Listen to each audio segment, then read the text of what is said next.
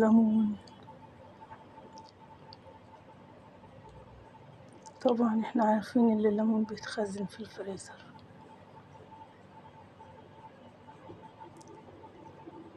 ان الليمون ما بيقعدش كتير في التلاجة. هنشوف هنعمل ايه. السلام عليكم ورحمة الله وبركاته. ودي طريقة برضو تانية لحفظ الليمون بس في التلاجة، عشان ما بيقعدش كتير، يعني هو في الكيس النايلون ما بيقعدش كتير. نشوف بقى هنعمل فيه ايه. بطرمان اهو في مية ونسقط في الليمون. طبعا كل واحد بقى والكمية اللي بيحطها يكبر البطرمان.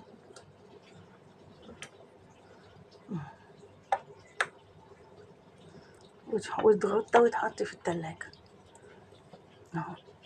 بيقعد بقى على قد ما يقعد ما بيجرالوش حاجة.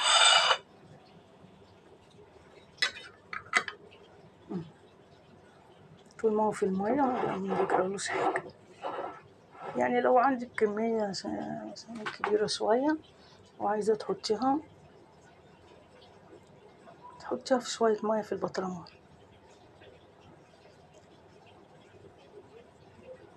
السلام عليكم ورحمة الله وبركاته.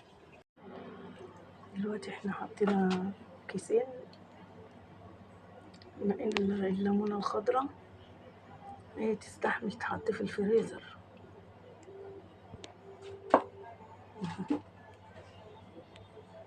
والليمونة الصفراء بقى بتحط في التلاجة العادي كده.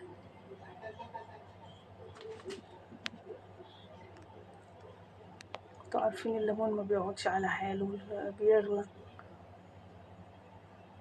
اهو برضه بينفع. السلام عليكم ورحمة الله وبركاته. حطيناه في الفريزر.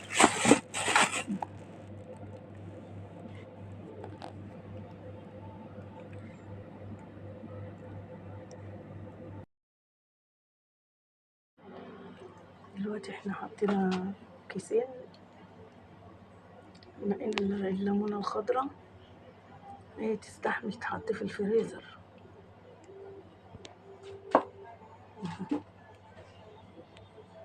والليمونة الصفراء بقى بتحط في التلاجة العادي كده.